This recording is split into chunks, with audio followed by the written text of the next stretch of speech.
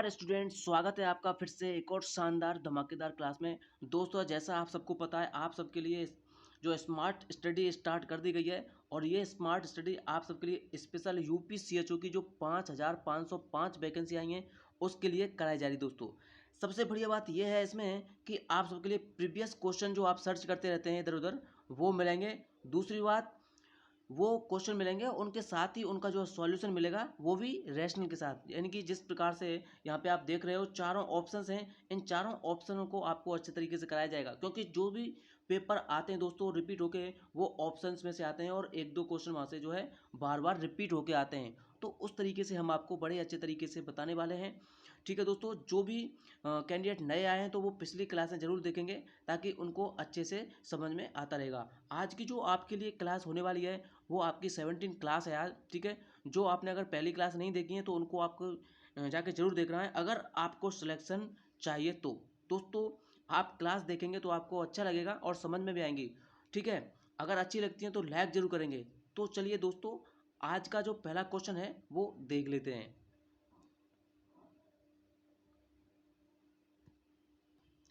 Dear students, जैसा आप देख पा रहे हैं आपका पहला क्वेश्चन है। यहाँ पे क्या है आपका पहला क्वेश्चन, आप सब देखिए, पढ़िए क्वेश्चन को और अच्छे से समझिए। ठीक है, आप सबके लिए बहुत ही शानदार क्वेश्चन है और ये क्वेश्चन दोस्तों प्रीवियस पेपर में आया हुआ है। ठीक है दोस्तों, सबसे पहले मैं आपको बताना चाहूँगा एनएचएम के, ठीक है, एनएचएम सीएचओ के जितने भी एग्जाम हुए हैं, सीएचओ के जितने भी एग्जाम हुए हैं उन सभी में ये क्वेश्चन दोस्तों आए हुए हैं और उन्हीं को आपके लिए जो है रिपीट कराया जा रहा है, अच्छे से समझाया जा रहा है। अगर आप ये क्वेश्चन अच्छे से पढ़ लेंगे तो आपके लिए जो आने वाले क्वेश्चन होंगे उनको आप अच्छे से समझेंगे और सॉल्यूशन करेंगे। ठीक है, तो चलिए आपका पहला क्वेश्चन का आप जवाब दीजिए, जो आपसे जवाब आता है उसके बाद में मैं आपको बताता हूँ। देखिए क्वेश्चन क्या है, the disease that comes under national vector borne disease control programme are except, यानी कि सभी डिजीज ऐसे हैं जो किसके अंडर आते हैं, national vector borne disease control programme के अंडर में आते हैं, केवल एक को छोड़कर। ठीक है, तो इसका जवाब देना है आपको। ऑप्शन है फाइलेरिसिस, जापानी इंसेफ्लाइटिस, मलेरिया और स्वाइन फ्लू। ठीक है, तो दोस्तों सबसे पहले मैं आपको बताना चाहूँगा जो नेशनल वेक्टर बॉर्न यानी कि NVBDCP प्रोग्राम, ठीक है, national vector borne disease control programme कब आया था इसके बारे में आप जान लीजिए। ये दोस्तों आया था 2003-4 में। ठीक है, आप याद रखिए, पूछ लिया जाता है कि national vector borne disease control programme कब आया था, तो 2003 और 4 में ये जो है आया था। अब इसके अंदर जो कौन कौन सी ऐसी बीमारियां होती हैं जो national vector borne control disease के अंडर आती हैं। दोस्तों, अगर आपने पढ़ा होगा, जिन्होंने पढ़ लिया वो ठीक है, जिन्होंने नहीं पढ़ा है वो देख लीजिए। इसके अंडर टोटल जो बीमारियां आती हैं दोस्तों वो कितनी आती हैं, 6 आती हैं। ठीक है, आप याद रखिएगा 6 कौन कौन सी आती हैं। सबसे पहले मैं आपको बता देता हूँ। एक तो ऑप्शन ए फाइलेरिसिस आती है, उसके साथ ही जापानी इंसेफ्लाइटिस आती है, मलेरिया आती है, मलेरिया तो फेमस है। उसके बाद में आंसर जो होगा आपका स्वाइन फ्लू होगा। ये जो है national vector borne control programme के अंतर्गत नहीं आती है। ठीक है, याद रखिएगा, बहुत ही इंपॉर्टेंट क्वेश्चन है। अब देखिए 3 ये हो गई और 3 कौन कौन सी ऐसी हैं जो आपको नहीं पता है। तीसरी है दोस्तों चिकनगुनिया, ठीक है, CH चिकनगुनिया, चिकनगुनिया। चौथी है दोस्तों डेंगू। जो भी नोट करना चाहेंगे नोट करेंगे दोस्तों, नोट करेंगे तो आपको अच्छे से समझ में आएगा। ठीक है, इसलिए मैं कहता हूं कि आप अपने साथ कॉपी और पेन लेके बैठें। 5वीं बीमारी है दोस्तों लेशमैनियोसिस। क्या है, लेशमैनियोसिस।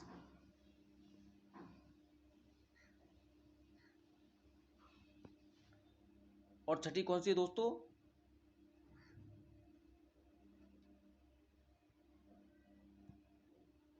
ठीक है, कौन कौन सी हो गई मैं आपको बताऊंगा दोबारा से, आप नोट कर लीजिए।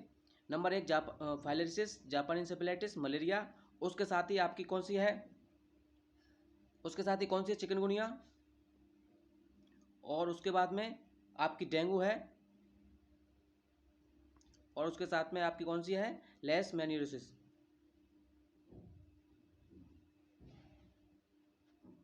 ठीक है, ये ऐसी बीमारियां हैं, ऐसे डिजीज़ हैं जो national vector borne disease control programme के अंतर्गत आते हैं। ठीक है, आपका करेक्ट आंसर क्या होगा? Swine flu. ठीक है, स्वाइन फ्लू।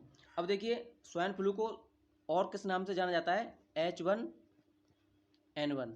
ठीक है, क्वेश्चन पूछ लिया जाता है दोस्तों कि H1N1 किस बीमारी को जानते हैं, किस बीमारी को जो है दूसरा नाम है, और इसमें जो ड्रग ऑफ चॉइस होती है, ड्रग ऑफ चॉइस कौन सी होती है इसकी?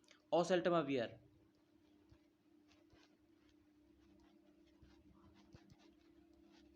ओसेल्टामाविर। ठीक है, याद रखिएगा। चलिए नेक्स्ट क्वेश्चन, आपका करेक्ट आंसर क्या है इसका? Option D. नेक्स्ट क्वेश्चन क्या है आपका?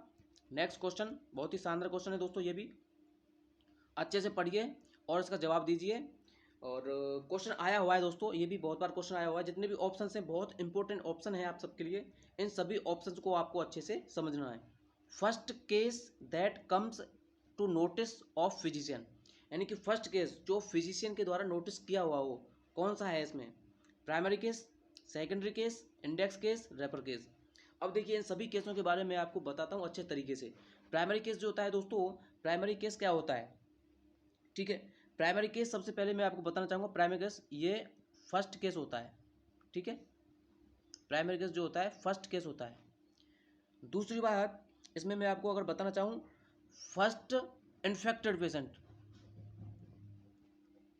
कोई भी पेशेंट जैसे इन्फेक्टेड हुआ है वो फर्स्ट पेशेंट होना चाहिए, तो उसी को हम क्या बोलते हैं? प्राइमरी केस बोलेंगे।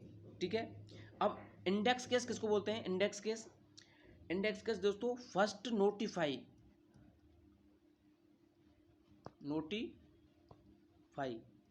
फर्स्ट नोटिफाई, और यहाँ पे first documented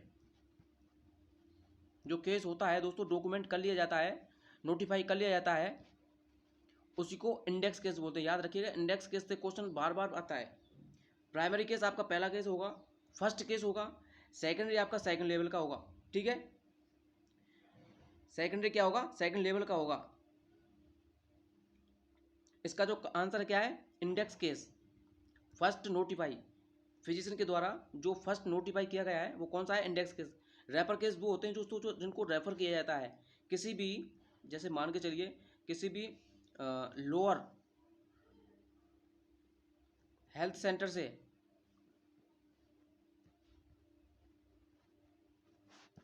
higher health centre पर जो है भेजा जाता है, उसी को रेफर केस बोलते हैं। ठीक है, ये पीएचसी से आपका सीएचसी भेज दिया जाता है, या सीएचसी से डिस्ट्रिक्ट हॉस्पिटल पर भेज दिया जाता है। इस तरीके के जो रेफर केस होते हैं उन्हीं को रेफर केस कहा जाता है। ठीक है, रेफर पेशेंट होते हैं उनको रेफर केस कहा जाता है। ठीक है, अब देखिए आपको समझ आ गया होगा प्राइमरी केस क्या होते हैं, फर्स्ट केस होता है। सेकेंडरी केस क्या होते हैं? सेकेंडरी केस सेकेंडरी होते हैं, उसी के साथ में इंडेक्स केस होते हैं जो फिजिशियन के द्वारा फर्स्ट नोटिस किया जाता है, डॉक्यूमेंटेड किया जाता है, इसी को जो है आपका इंडेक्स केस कहा जाता है। और रेफर केस क्या होते हैं? रेफर जो पेशेंट रेफर किए जाते हैं, हायर सेंटर पर रेफर किए जाते हैं। ठीक है दोस्तों, यहाँ से एक क्वेश्चन बनता है, आप इसको हमेशा याद रखिएगा, लिख लीजिए। ठीक है, क्योंकि बहुत ज़्यादा इंपॉर्टेंट है। चलिए नेक्स्ट क्वेश्चन आपका क्या होने वाला है? बहुत ही अच्छे अच्छे क्वेश्चन दोस्तों मैं आपके लिए जो है सर्च करके लेके आया हूँ, जो क्वेश्चन आ चुके हैं आपके लिए। ठीक है दोस्तों, अगर वीडियो आपको अच्छा लगा तो लाइक करेंगे। ठीक है, और शेयर करेंगे अपने सभी दोस्तों के साथ में। ठीक है, क्योंकि ये जो आप सर्च करते रहते हैं प्रीवियस पेपर, तो ये प्रीवियस पेपर के साथ में ही आपका सॉल्यूशन है। क्योंकि आप जितने भी ऑप्शंस देखेंगे उन ऑप्शंस को क्लियर कर लेंगे तो आपके लिए बेस्ट रहेगा। ठीक है, चलिए इस क्वेश्चन का जवाब देने की कोशिश करेंगे। क्या है इस क्वेश्चन का जवाब? The risk of cold chain failure is greatest at, यानी कि जो रिस्क होती है किसकी? कोल्ड चेन की। कोल्ड चेन आपको क्या होती है मैं बताता हूँ। तो सबसे ज़्यादा कहाँ पर होती है? कोल्ड चेन के बारे में आपको बताऊंगा, कोल्ड चेन क्या होती है। देखिए कोल्ड चेन के बारे में अगर मैं आपको बताऊं, कोल्ड चेन,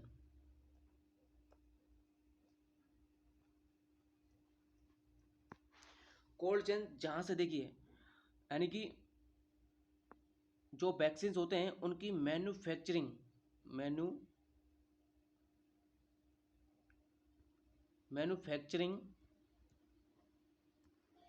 कंपनी होती है, वहां से लेकर मैन्युफैक्चरिंग कंपनी से लेकर जहां पर वैक्सीन को यूज किया जाता है किसी पेशेंट में, वैक्सीन पेशेंट में या फिर किसी भी क्लाइंट में वैक्सीन को यूज़ किया जाता है वहाँ तक इसकी पेटेंसी को मेंटेन रखना क्या बोलते हैं, उसको कोल्ड चेन बोला जाता है। यानी कि कोई वैक्सीन होता है, वैक्सीन जहाँ से बनाया जाता है और बनाने के बाद में जहाँ पर उसका यूज़ किया जाता है वहाँ तक उसके टेम्परेचर को, उसकी पेटेंसी को मेंटेन रखा जाता है, वो बिगड़ नहीं जाए, उसका टेम्परेचर जो है डिफरेंट नहीं हो जाए, जो टेम्परेचर उन पर रखा जाता है उस टेम्परेचर में कोई कमी ना आ जाए, उसको मेंटेन करने का काम किसका होता है, कोल्ड चेन का होता है। क्वेश्चन आता है दोस्तों, what is the cold chain, किस तरीके से आपको बताना है, किस तरीके के क्वेश्चन में पूछा जाएगा कि जो है वैक्सीन जहाँ से बनाया जाता है और बनाने के बाद में जहाँ पर यूज़ किया जाता है वहाँ तक इसका मेंटेन रखने का काम किसका होता है, कोल्ड चेन का। अब कोल्ड चेन से आपके बहुत सारे क्वेश्चन ऐसे आते हैं जिनके बारे में आप अंदाज़ा नहीं लगा सकते। सबसे पहले जो कोल्ड चेन होती है दोस्तों, कोल्ड चेन का क्या होता है, सबसे पहले टेम्परेचर पूछा जाता है कोल्ड चेन का। कोल्ड चेन का टेम्परेचर कितना होता है, 2 से 8 डिग्री सेंटीग्रेड। याद रखिएगा दोस्तों, 2 डिग्री से 8 डिग्री सेंटीग्रेड होता है कोल्ड चेन का टेम्परेचर। उसी के साथ में कोल्ड चेन ये कहाँ कहाँ पाई जाती है, और कोल्ड चेन स्पेशल जो होती है ILR, ILR फुल फॉर्म क्या है इसकी, आइस, दोस्तों लिख लीजिएगा, बहुत इंपॉर्टेंट क्वेश्चन है, आइस लाइन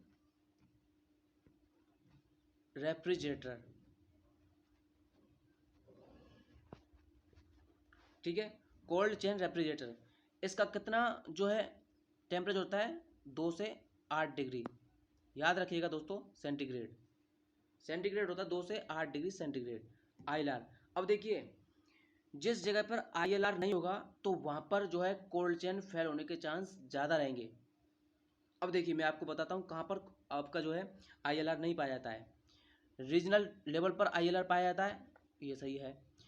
डिस्ट्रिक्ट लेवल पर ILR पाया जाता है और PSC लेवल पर मिनिमम ILR पाया जाता है, मिनिमम, ठीक है, कम पाया जाता है लेकिन पाया जाता है। लेकिन सब सेंटर या विलेज लेवल पर आपका जो है आइस लैंड रेफ्रिजरेटर नहीं पाया जाता।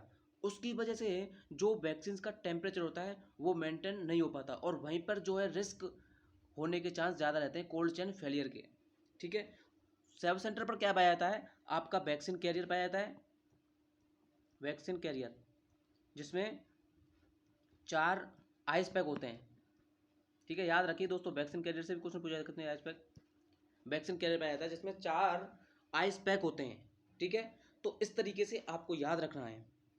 अब मैं आपके लिए एक शानदार स्पेशल जो है क्वेश्चन बता देता हूँ यहाँ पे, कौन कौन से वैक्सीन ऐसे हैं जो हीट सेंसिटिव होते हैं और कौन कौन से ऐसे वैक्सीन होते हैं जो हीट रेसिस्टेंट होते हैं। दोस्तों बहुत ही इंपॉर्टेंट चीज़ मैं आपको बताने वाला हूँ, एक क्वेश्चन आपको 100% यहाँ से मिलने वाला है, ठीक है।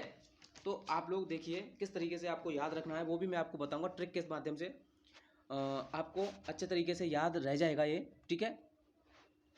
और यहाँ पे देखिए ये जो ILR होता है इसके बारे में एक चीज़ बताना मैं आपको लिए भूल गया। ILR जो होता है, ILR ये कौन से सिद्धांत पे काम करता है, इसका प्रिंसिपल लिख लीजिए, क्वेश्चन आया नहीं है लेकिन आ सकता है। ILR जो प्रिंसिपल होता है इसका EEFO, ठीक है, EEFO इसकी फुल फॉर्म क्या है, early, EARLY early expiry, early expiry first out, ये इस सिद्धांत पर काम करता है दोस्तों। इसका क्या मतलब है, जैसे ही कोई वैक्सीन की एक्सपायरी डेट अर्ली है, जल्दी है, खत्म होने वाली है, उसको जल्दी से जो है डिस्कार्ड कर देंगे, आउट कर देंगे, ठीक है। तो ILR का मतलब क्या होता है, आइस लाइट रेफ्रिजरेटर, ये क्या करता है, आपकी वैक्सीन के टेम्परेचर को मेंटेन करने का काम करता है। वैक्सीन का टेम्परेचर अगर एक बार दोस्तों कम हो गया, जिस टेम्परेचर उसको रखा जाता है, यानी कि 2 से 8 डिग्री टेम्परेचर जिसको रखा जाता है, अगर इस टेम्परेचर से लोअर हो गया या हाई हो गया तो दोस्तों वो वैक्सीन आपकी किसी भी काम की नहीं है, उसको क्या करना होगा, उसको डिस्कार्ड करना होगा। मैक्सिमम जो वैक्सीन होती है दोस्तों उनको कितने टाइम तक यूज में ले सकते हैं, 4 से 6 घंटे तक, कितने टाइम में दोस्तों क्वेश्चन पूछ लिया जाता है, स्पेशल वैक्सीन का क्वेश्चन पूछ लिया जाता है। जो मैक्सिमम आपके लिए वैक्सीन देखने को मिलती हैं उनका जो टाइम होता है दोस्तों 4 से 6 घंटे में उनको यूज़ कर लेना चाहिए, ठीक है। जिस प्रकार से अभी जो वैक्सीनेशन का काम किया जा रहा है वो कौन सी वैक्सीन लगाई जा रही है दोस्तों, कोविशील्ड, कोवैक्सीन, कोविड जो कोरोना के लिए लगाई जा रही हैं, कोविशील्ड, और कोवैक्सीन और कोवावैक्स। ठीक है दोस्तों, कोविड के लिए जितनी भी वैक्सीन लगाई जा रही है सभी लाइव हैं। ठीक है, याद रखिएगा इनको, क्वेश्चन आएगा यहाँ से पूछ लिया जाएगा। कोविड के लिए जो वैक्सीन लगाई जा रही है वो कौन सी है, लाइव है। दूसरी बात, इनका जो जो इनको लगाने का टाइम होता है दोस्तों, जैसे ही वैक्सीन लगाते हैं उस पर टाइम और डेट डाल देते हैं, और इनको कितने घंटे में यूज लेना चाहिए, 4 से 6 घंटे में इसको यूज में ले लेना चाहिए। ठीक है, आपके लिए क्वेश्चन पूछा जाए जो 4 या 6 में से ऑप्शन आ जाएगा, तो आपको क्या ऑप्शन रखना है, 4। ठीक है, इस तरीके से याद रखिएगा दोस्तों, इंपॉर्टेंट है, इनमें से क्वेश्चन आज आ सकता है, लाइव है या किल्ड है, इस तरीके से पूछ लेते हैं। लेकिन अभी मैं आपको जो वैक्सीन हीट सेंसिटिव और हीट रेसिस्टेंट के बारे में बता देता हूँ। ठीक है, किस तरीके से आपको याद रखना है। सबसे पहले आप लिख लीजिए, जब मान के चलिए ये बॉक्स है, इसमें आपको वैक्सीन रखनी है, किस तरीके से रखनी है। ऊपर लिख लीजिए क्या लिखना है आपको, heat resistant, heat resistant, most heat resistant. ठीक है, नीचे क्या है, मोस्ट हीट सेंसिटिव। ऊपर हीट रेसिस्टेंट है दोस्तों, नीचे हीट सेंसिटिव। हीट सेंसिटिव का मतलब हीट से बहुत ज़्यादा सेंसिटिव हो जाती है, और रेसिस्टेंट हीट रेसिस्टेंट कर पाती है। ठीक है, तो सबसे जो नीचे होगी हीट सेंसिटिव, कौन सी होगी, ओपीवी। दोस्तों ओपीवी एक ऐसी वैक्सीन है जो हीट सेंसिटिव होती है। इसको जैसे ही धूप में थोड़ा सा भी देर के लिए रख देते हैं तो हीट सेंसिटिव ये खराब हो जाती है, इसलिए इसको मोस्ट हाईली हीट सेंसिटिव कहा जाता है। ठीक है, और इसी के साथ में एक और लिख लीजिए यहाँ पे, येलो फीवर। येलो फीवर मैं शॉर्ट में लिख रहा हूँ आपके लिए, आप समझ लीजिए और लिख लीजिए। जो जिनको समझ नहीं आता है दोस्तों, आप कमेंट करके पूछेंगे बाद में। ठीक है, अभी मैं आपके लिए जो है ऑफलाइन क्लास रख रहा हूँ। जैसे ही स्टूडेंट्स को पसंद आने लगेंगी, अभी तक धीरे धीरे पसंद आ रही हैं और अच्छी क्लासेज हैं, पता चलेगा, तो हम आपके लिए एक टाइम फिक्स करके लाइव जो है क्लास स्टार्ट कर देंगे, जिसमें काफ़ी स्टूडेंट्स जुड़ेंगे, तब भी आपको जो है मज़ा आएगा, और आप लोग उसमें कमेंट करेंगे और अच्छे से पूछ भी सकते हैं। सेकंड जो वैक्सीन है दोस्तों, इसमें कौन सी वैक्सीन आएगी, आपकी मीजल्स। मैं आपको याद करने की ट्रिक भी बताऊंगा दोस्तों, यहाँ पे अच्छे तरीके से आप याद भी कर सकते हैं, मीजल्स। उसके बाद में कौन सी वैक्सीन आएगी, पीसीजी। दोस्तों ये जो हीट सेंसिटिव से हीट रेसिस्टेंट की ओर जाने का तरीका है, वैक्सीन कौन कौन सी सबसे ज़्यादा हाईली हीट सेंसिटिव होती है और हाईली हीट रेसिस्टेंट होती है। इस तरीके से मैं आपको सीक्वेंस से लिख रहा हूँ। बीसीजी हो गई, उसके बाद में आपका जो है पेंटावेलेंट वैक्सीन रखी जाती है पेंटावेलेंट। उसके बाद में आपकी कौन सी, हेपेटाइटिस बी। याद रखिएगा दोस्तों, यहाँ से क्वेश्चन पूछा जाता है, हेपेटाइटिस बी। उसके साथ में आपकी जो है डीपीटी और फिर टीटी। इस तरीके से आपको जो है याद रखने हैं।